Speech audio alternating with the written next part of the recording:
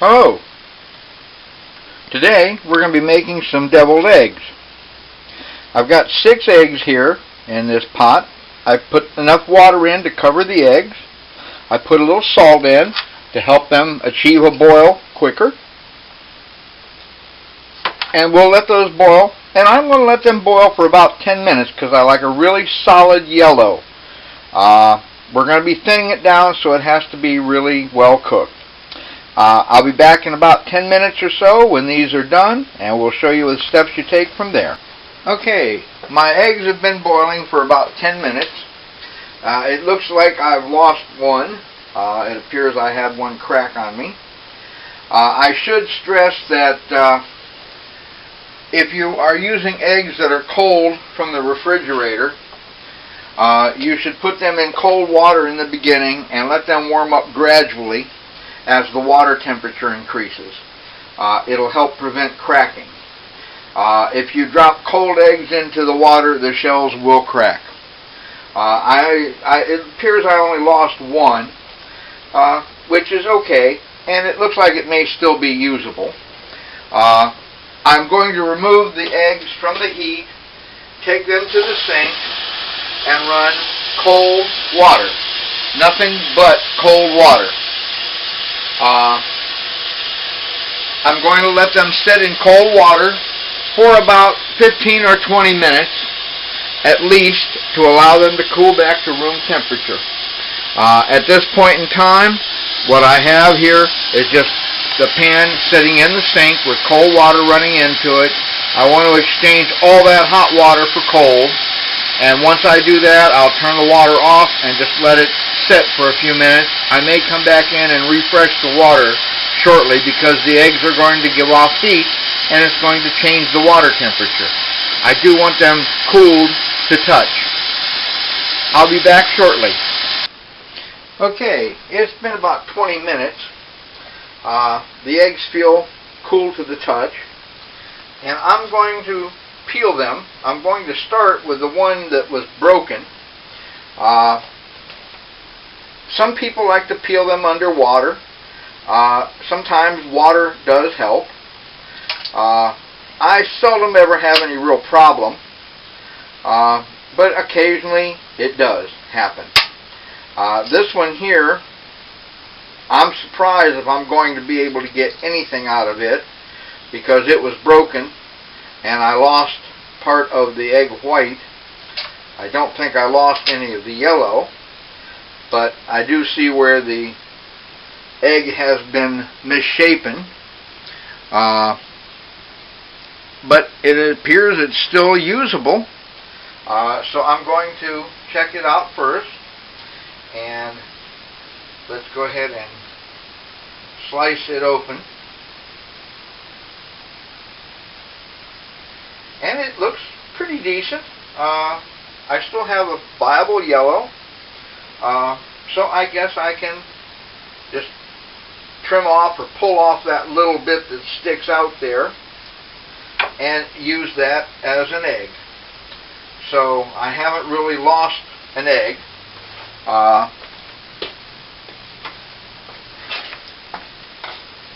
And what I'm going to do is I'm going to remove the yolk, the yellow part, and drop it into a bowl. And you can see they are nice and solid, which is exactly what I wanted. And now I'm going to show you a little trick about peeling eggs. When you look at the egg, if you use the egg this way, at the bottom down here is where there's going to be a little hollow point. It's just air, and when you tap it there, you can feel it cave in underneath. And that makes the egg just a little bit easier to peel and crack, simply because you do have that little space there, and it allows you to get your finger inside the shell easier than it would if you were trying to peel it from the smaller end. Go slow with this. Very often the peeling will stick. There's not much you can do to prevent it. I've heard people say that if you put it in ice water right away after boiling, that it will stop that. It isn't true. That's a fallacy. Eggs peel the way they peel. Occasionally, that membrane inside the eggshell will stick to the white, and it will tear no matter what you try to do. But if you go slow, and if necessary, get under the faucet and run a little water on it as you peel the egg. And generally, the larger chunk you can take off at one time, the better off you are.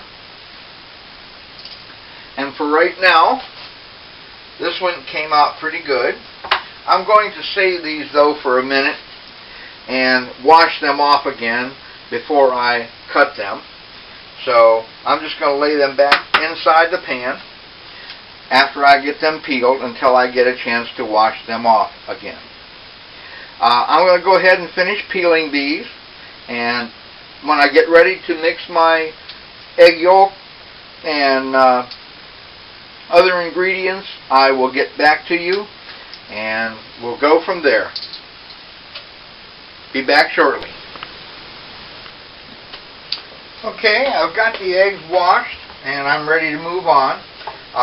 Remember I was telling you that at one point on the egg that it has a hollow spot. Way there you can see the hollow spot in that egg, which then helps you to peel the egg a lot easier. Now I'm just going to slice them lengthwise. Go slow with this, okay, to avoid tearing up your egg any more than necessary. And then just lay it over in your egg tray. And these are nice solid yellows, very good, exactly what I want.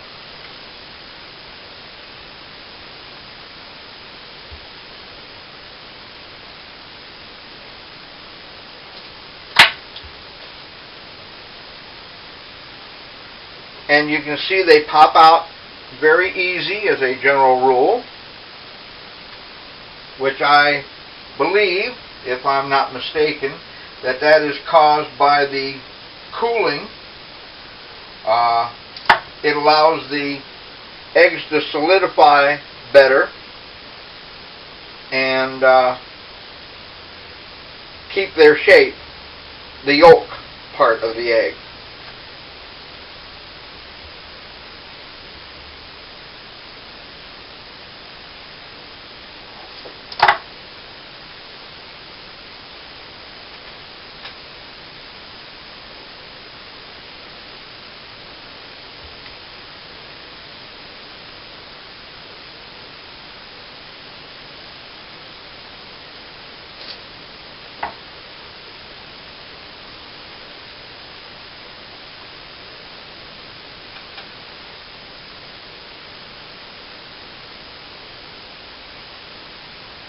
And there we have our eggs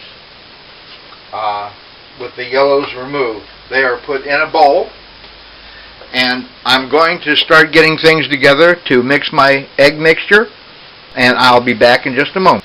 Okay, we're back to mix the yolks. I have the yolks in a bowl. They're very solid. Now to them I'm going to add a little bit of, and I prefer the dill pickle relish. It can be any brand, that doesn't matter, but this is dill pickle relish. Some people like sweet relish, some people like to mix dill and sweet. And I put in maybe a couple of tablespoons full, although probably not that much, probably just a tablespoon and a half of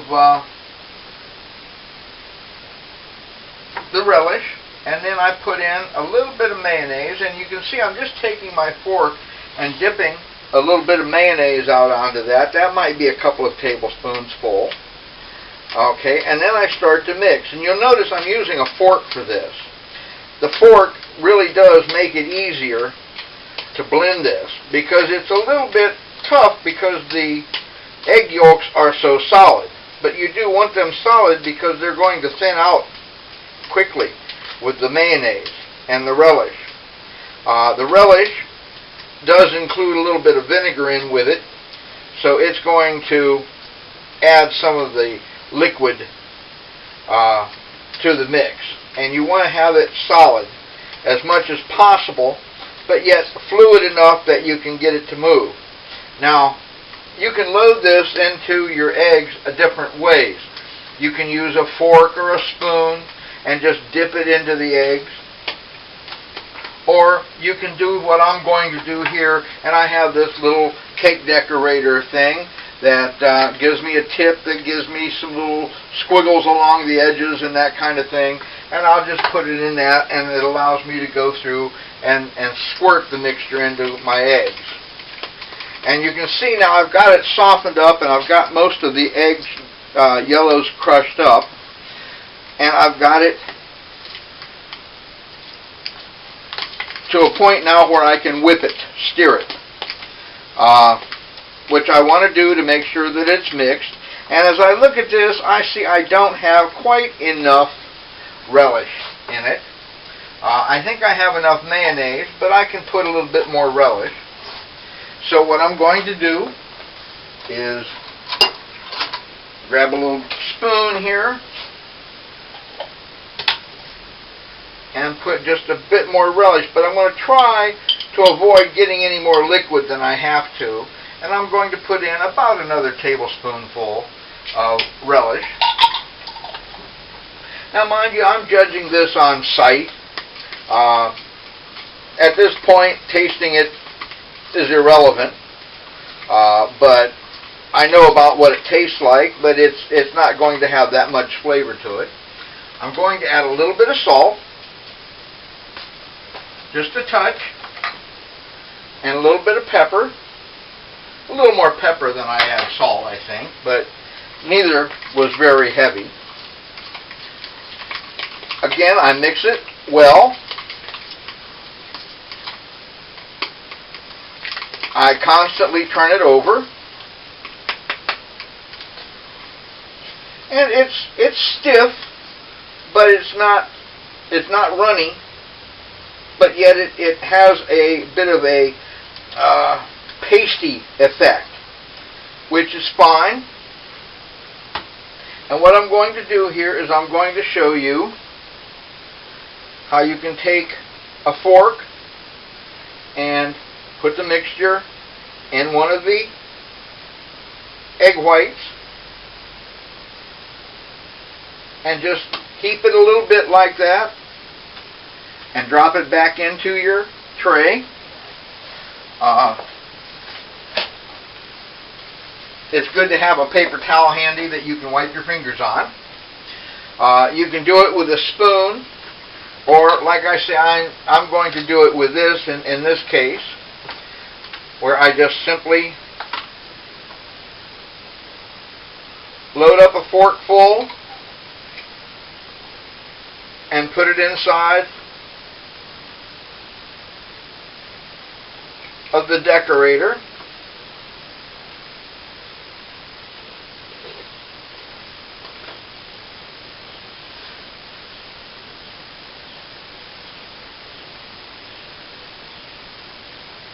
Now, one of the things here that you want to watch and try to avoid is having an air bubble. And I see I have a big nasty air bubble down there. So what I'm going to do is I'm going to punch that down and help eliminate that air bubble as much as possible, because if I have that air bubble on there, it's just going to squirt out air at one of the worst points in time, of course. It always works that way. And what I do is I load it up. I take just a little bit loose here so that I can have a place to put my plunger. I hold this over the bowl while I do this and get it started. Okay, and then what I can do is I can just move to my tray here and squirt the mixture into the eggs. Always hoove it up a little bit, because you're going to have more mixture than you think you will. Do this slowly, because it does sometimes clog the gun just a little bit. because of the solidity of the relish. And I've gotten several of them done now, but I still have some mixture left.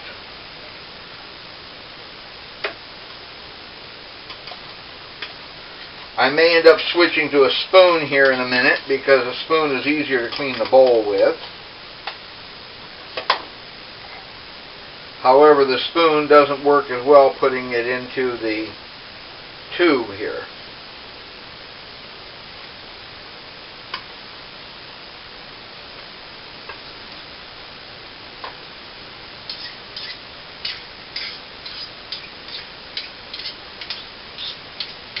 Try to scrape as much off of your fork as is possible.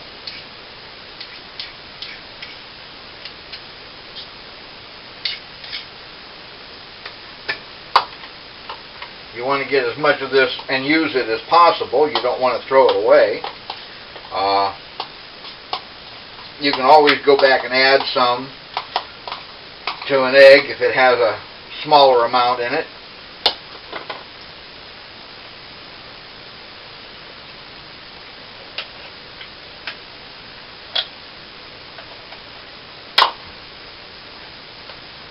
And this should finish off our eggs. And you'll notice I'm holding it over the bowl as I insert my plunger. I hope I have as much of the air pockets out of there as I can get, although the second time through it's not so easy. So you still go slowly.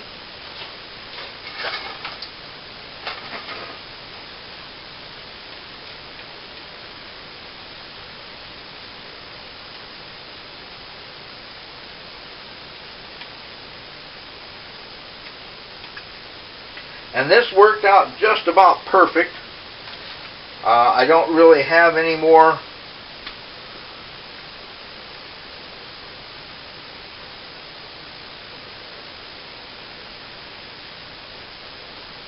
that's about it right there. So now all of this will go over here to be washed. And to top it off with, I have to put some paprika on it. Let me find my paprika and I'll be right.